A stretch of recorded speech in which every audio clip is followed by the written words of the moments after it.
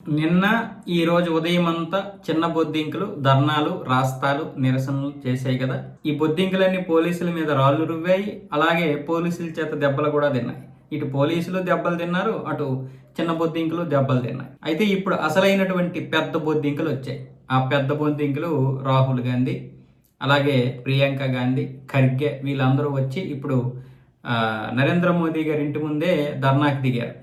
ధర్మేంద్ర ప్రధాన్ ఎట్టి పరిస్థితుల్లోనూ రాజీనామా చేయాల్సిందే, రాజీనామా చేయకపోతే మేము ఊరుకునేది లేదు అని చెప్పి ఇప్పుడు రాహుల్ గాంధీ గారు మంచిగా డిమాండ్ చేస్తున్నారు. తప్పేమీ లేదు, ఎందుకంటే మరి ఈ నీట్ పరీక్ష లీక్ వల్ల చాలామంది విద్యార్థులు ఆత్మహత్యలు చేసుకున్నారు. దాదాపు ఒక 20 మంది చేసుకున్నారని కూడా విన్నాం కదా. ఆ తల్లిదండ్రుల యొక్క మనోవేదన అయితే ఎవరము తీర్చలేము.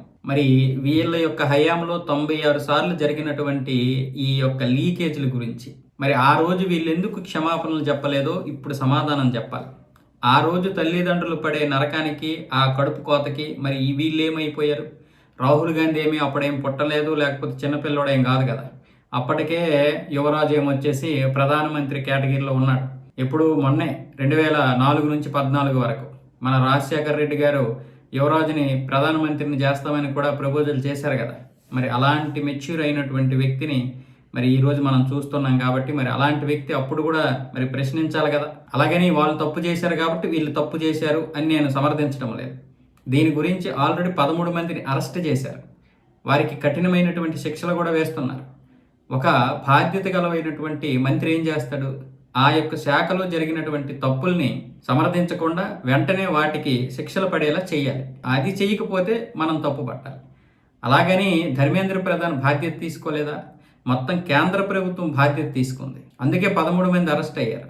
అలాగే చాలామందిని దీని కింద ఉన్నటువంటి అందరినీ కూడా ఎంక్వైరీ కూడా చేస్తున్నారు. అదే కాకుండా అసలు ఈ లీకేజీ ఎవరు చేయించారు, ఎందుకు చేయించారు? నిజంగానే మార్కుల కోసమే చేయించారా, డబ్బుల కోసమే చేయించారా, లేకపోతే దీని వెనక ఏదైనా వ్యతిరేక శక్తులు కూడా ఉన్నాయా అనే దీన్ని కూడా చేస్తున్నారు. ఆ విధంగా కూడా ఎంక్వైరీ చేస్తున్నారు. అలా ఎంక్వైరీ చేసినప్పుడే వీళ్ళకి కొంచెం మండుతుంది. దాంతో ఇప్పుడు వీళ్ళు రోడ్ల మీదకి వచ్చారు. మరి నిన్నటి వరకు ఉన్నటువంటి ఈ చిన్న పిల్లలందరూ దెబ్బలు తిన్నారు. ఈ రోజు కూడా ఒక విజేత దహియా అనే ఒక అధికార ప్రతినిధి పూర్తిగా డొమ్మా కొట్టేశాడు. నిన్న ఈ రోజు డొమ్మా కొట్టేసి ఎక్కడో జల్సా చేస్తున్నాడు. పాపం ఆ అబ్బాయిని ఇప్పుడు కాక్రోచ్ పార్టీ నుండి తీసేశారు. అంటే ఒక్కొక్కరు ఒక్కొక్క విధంగా. అంటే నేను అనేది ఏంటంటే ఈ కాక్రోచ్లన్నీ ఈరోజు బయటకు వస్తున్నాయి. మొన్నటి వరకు వీళ్ళకి ఎవరు ఫండింగ్ చేశారు, ఎవరు ఫండింగ్ చేస్తారు? ఇక్కడ ఉన్నటువంటి వారే ఫండింగ్ చేస్తారు. ఖలిస్తానీలకి 140 కోట్లు ఇచ్చినటువంటి ఆమ్ ఆద్మీ పార్టీ ఈయన ఉన్నాడు కదా, అరవింద్ కేజ్రీవాల్, ఏం ఫండింగ్ రాదా? ఈరోజు కాంగ్రెస్ నుంచి వెళ్తున్నటువంటి డబ్బు ఎక్కడికి వెళ్తుంది, ఎలా వెళ్తుంది? ఈ డబ్బులన్నీ బయట దేశాలకు ఎందుకు వెళ్ళాయి? బయట దేశాల నుంచి మళ్ళీ ఇటు నుంచి ఇటు రావడానికి స్పష్టంగా తెలుస్తుంది కదా. పార్లమెంటు దగ్గర ధర్నాలు చేశారు, మళ్ళీ నరేంద్ర మోదీ ఇంటి మీద కూడా ధర్నాలు చేస్తారు. మరి ఇప్పుడు యువరాజు గారు దీనికి సమాధానం చెప్పాలి కదా. వాళ్ళ హయాంలో ఏంటి, ముందు కాదు అంతకుముందు జరిగినటువంటి నీట్ లీకేజ్ గురించి నేను మాట్లాడడం లేదు, లేదా అంతకుముందు పరీక్ష లీకేజీల గురించి నేను మాట్లాడడం లేదు.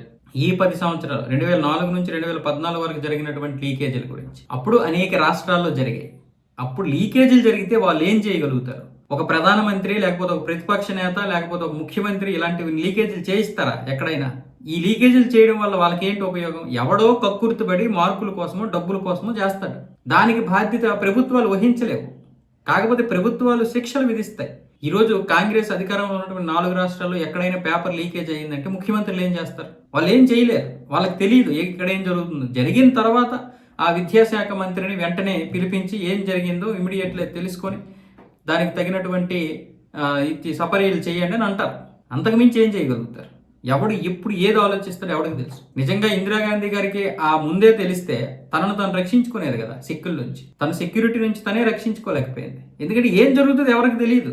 అదంతా ఇందిరాగాంధీ గారి తప్పే అంటే మరి రాజీవ్ గాంధీకి తెలుసా అతన్ని చంపేస్తారు తన అక్కడ ఉన్నటువంటి వారిని? ఇలాంటి లీకేజీలు అనేవి ఒక చిల్లి. విద్యార్థులకి నష్టం జరిగింది నేను కాదన్నా, కానీ ఒక ప్రభుత్వాన్ని 66 సంవత్సరాలు పరిపాలించినటువంటి వారు ఈ విధంగా బాధ్యతారాహిత్యంగా రోడ్ల మీదకి రావడం అనేది, యువతని తప్పుదారి పట్టించడం అనేది ఎంతవరకు కరెక్ట్? ఇన్ని రోజులు ఎంతమంది ఇక్కడ నిరుద్యోగంతో బాధపడుతున్నారు? దాని గురించి పోరాడండి. ఇక్కడ మన రాష్ట్రాలు 4 ఉన్నాయి: తెలంగాణ, కర్ణాటక, హిమాచల్ ప్రదేశ్, కేరళం. ఇక్కడ కేరళంలో బయట దేశాలకు వెళ్ళిపోతున్నారు. అలా వెళ్లకుండా ఇక్కడ మీరు ఉద్యోగాలు కల్పించండి. ఇక్కడ తెలంగాణలో కూడా ఇప్పటికీ కొన్ని పథకాలు అమలు అవ్వలేదు, అమలయ్యేలా చెయ్యండి. కర్ణాటకలో జరుగుతున్నటువంటి అన్యాయాలను ఆపండి. మీ చేతిలో కూడా 4 రాష్ట్రాలు ఉన్నాయి కదా, ఇక్కడ కూడా చాలా అన్యాయాలు జరుగుతున్నాయి కదా, ప్రభుత్వాన్ని నడిపిస్తున్నారు కదా, ఇవి కూడా చేయాలి కదా, బాధ్యత మందే కదా. 66 సంవత్సరాలు దగ్గర 70 సంవత్సరాలు పరిపాలించినటువంటి మీరు తప్పులు తడకలతో పాకిస్తాన్కి 60 సంవత్సరాలు ఉచితంగా నీరు ఇచ్చేస్తారు, పాకిస్తాన్కి పీఓకేని ఇచ్చేస్తారు, చైనాకి అక్సైచిని ఇచ్చేస్తారు, అరుణాచల్ ప్రదేశ్ బోర్డర్ని ఇచ్చేస్తారు, బంగ్లాదేశ్కి పద్మా నీళ్ళు ఇచ్చేస్తారు. అన్నీ మనమే ఇచ్చేసాం. ఈ 10 సంవత్సరాల్లో ఏం మారిపోద్ది? కనీసం మీరు చేసినటువంటి మార్చాలంటే 50 సంవత్సరాలు ఉండాలి. అయినా సరే బీజేపీ సొంతంగా నిర్ణయాలు తీసుకొని మొత్తానికి ఇటువైపు ఇవన్నీ మారుస్తూనే ఇటువైపు నిరుద్యోగాన్ని తగ్గించడానికి, ప్రైవేటు పెట్టుబడులు తీసుకురావడానికి ఇన్ని చేస్తూనే మళ్ళీ ఇటువైపు ఏమొచ్చేసి సంక్షేమ పథకాలను కూడా అమలు చేయగలుగుతుంది. మళ్ళీ మధ్యలో ఇలాంటివన్నీ ఉంటే ఒక ప్రభుత్వం ఎలా నడుస్తుంది? చాలా మంది నరేంద్ర మోదీని రకరకాలుగా మాట్లాడతారు. ఒక 2 అన్నదమ్ములు దెబ్బలాడుకుంటేనే మనం తీర్పు చెప్పలేము. అలాంటిది ఇన్ని దేశాల మధ్య అమెరికా కమ్ముడు పోయాడంటారు, ఇరాన్ దగ్గర మాట్లాడలేదంటారు, రష్యా దగ్గర కొండం మానేశారని కొంతమంది అంటారు. కానీ జూన్లో ఎక్కువ కొన్నది ఎవరు? 5.5 యూరోలు విలువైనటువంటి పెట్రోల్ ఉత్పత్తులు కొన్నాం మనము. చైనా తర్వాత కొన్నది మనము. ఇరాన్ గురించి ఏం మాట్లాడాలి? ఇరాన్కి 3 సార్లు సమానులు ఇచ్చాం భారతీయుల మీద దాడులు జరిగితే ఆ దౌత్యవేత్తల గురించి. ఈ రోజు రష్యా గురించి కూడా మనం పిలిపించాం. రష్యా దౌత్యవేత్తకు కూడా గట్టిగిచ్చి పడేశాం. భారతీయులు 9 చనిపోతాయి. అమెరికా డీల్ జరుగుతుంది కాబట్టి రైతులు వచ్చేసారు అన్నారు. అసలు అమెరికా డీల్ ఎక్కడ జరగలేదు, అప్పుడే రైతులు ఈ రోజు వచ్చేసారు పంజాబ్ నుంచి. ఎలా జరుగుతుంది ఇదంతా? ఎక్కడి నుంచి ఎవరు నడిపిస్తున్నారు? 12 సంవత్సరాలు అవుతుంది నరేంద్ర మోదీ అధికారంలోకి వచ్చి. ఎన్ని మార్పులు! 370 రద్దు వల్ల మనకి ఎంత ఇది జరిగింది తెలియదా? కశ్మీర్ ఈ రోజు ఎంత కంట్రోల్లోకి వచ్చింది మీరు చూడలేదా? ఒక రామాలయం నిర్మిస్తే ఒక్కొక్కడు మండిపోతున్నాడు. ఒక కాంగ్రెస్ ఎమ్మెల్యే గాని ఒక కాంగ్రెస్ ఎంపీ గాని వెళ్ళారా? ఈ రోజు అక్కడ విరాళాలు దోచేశారని మాట్లాడుతున్నారు. మీకెందుకు విరాళాల గురించి? మీరేమైనా వెళ్ళారా?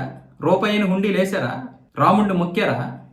పైగా మీరు అధికారంలోకి వస్తే రామాలయాన్ని కూల్చేయడం కానీ లేదా పక్కనే బాబ్రీ మసీదుని నిర్మించడం కానీ చేస్తామంటున్నారు.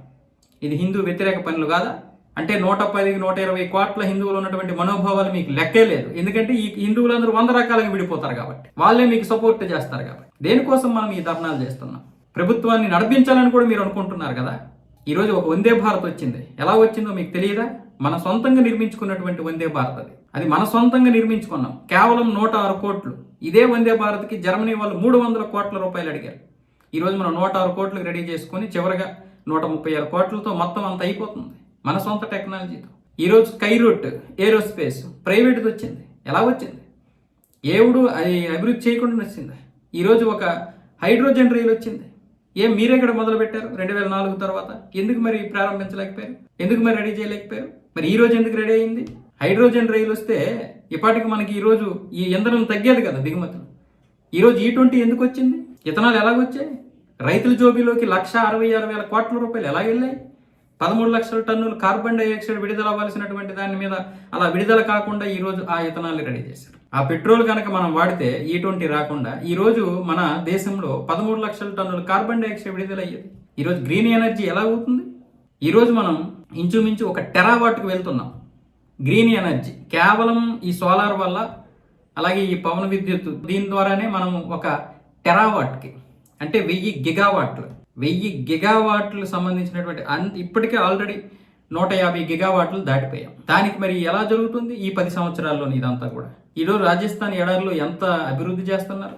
50 లక్షల మందికి నీరు అందే విధంగా ఒక పెద్ద చెరువునే, ఒక కృత్రిమ చెరువుని నిర్మిస్తున్నారు. 1-2 ఈరోజు యూసీసీ వస్తుంది అన్ని రాష్ట్రాల్లో కూడా. రోడ్లు ఈరోజు ఏంటి? మన హైవేలు ప్రపంచాన్ని తలదన్నే విధంగా హైవేలు నిర్మిస్తున్నారు. బుల్లెట్ ట్రైన్ వస్తుంది. ఇటువైపు ఇన్ని చూసుకుని, ఇటువైపు ఇలా సంక్షేమాలు అమలు చేసుకుని అందరి గొంతెమ్మల కోరికలు తీర్చి జిఎస్టీ అని మీద పడ్డారు.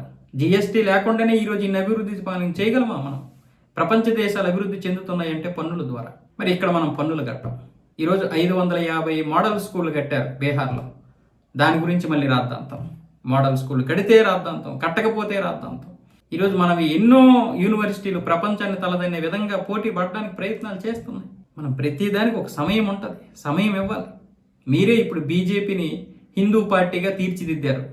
ఆ పార్టీ ఉందో లేదో నాకు తెలియదు, కానీ మీరే ఈ పార్టీ హిందుత్వ పార్టీ అని చెప్పారు. చాలా మంచిది. దీనివల్ల బీజేపీకే ప్లస్. ఎంత చేస్తారో చేయండి.